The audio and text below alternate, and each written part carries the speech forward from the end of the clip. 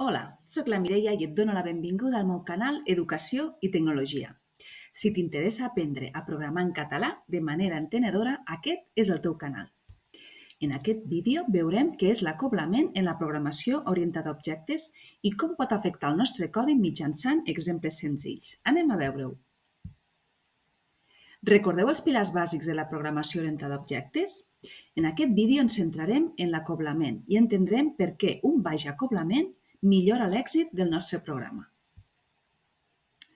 Què és l'acoblament? L'acoblament mesura el grau d'interdependència entre dues classes o mòduls.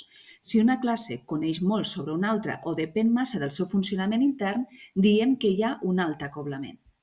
En canvi, si les classes interactuen de forma senzilla i genèrica, sense dependre gaire les unes de les altres, diem que hi ha un baix acoblament i aquest és el nostre objectiu desitjat. Per què és important tenir un baix acoblament?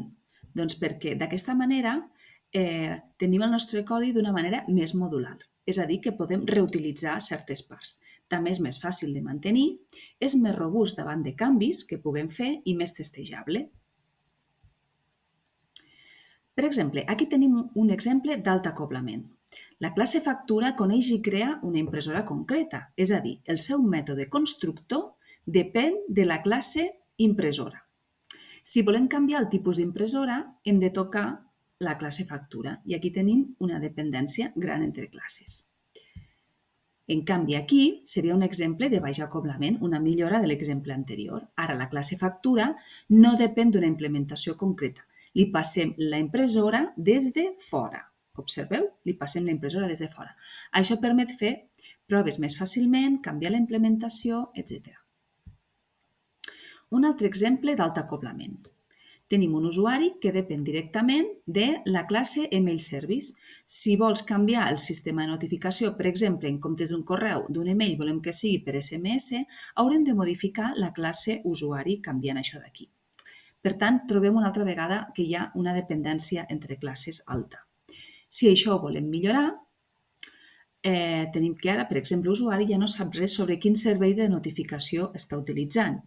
Ell sap que ha d'utilitzar un servei de notificació, però no li especifiquem que sigui d'email. Pot ser SMS, de WhatsApp o de qualsevol altre mitjà de comunicació. Això permet fer servir altres serveis.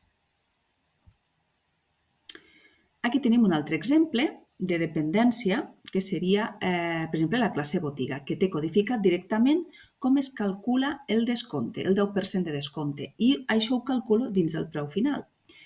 Per tant, cada vegada que jo calculi el preu final, sempre me farà el 10% de descompte. Si jo vull aplicar un altre tipus de descompte, hauré de definir un mètode diferent i no podré reutilitzar el mètode calcular preu final. Com podem millorar això? Doncs, per exemple, creant un nou mètode anomenat descompte 10, el qual s'encarrega específicament de fer el descompte del 10% i deixo lliure el que és el mètode calcular preu final, on jo li puc aplicar diferents descomptes i no només sempre li estic aplicant el mateix descompte. I fins aquí el vídeo d'avui. Moltes gràcies per mirar aquest vídeo. Si t'ha ajudat a entendre millor Python, em deixes un like, subscriu-te a Educació i Tecnologia i actives la campaneta per seguir aprenent cada setmana. Ens veiem al pròxim vídeo. Fins aviat!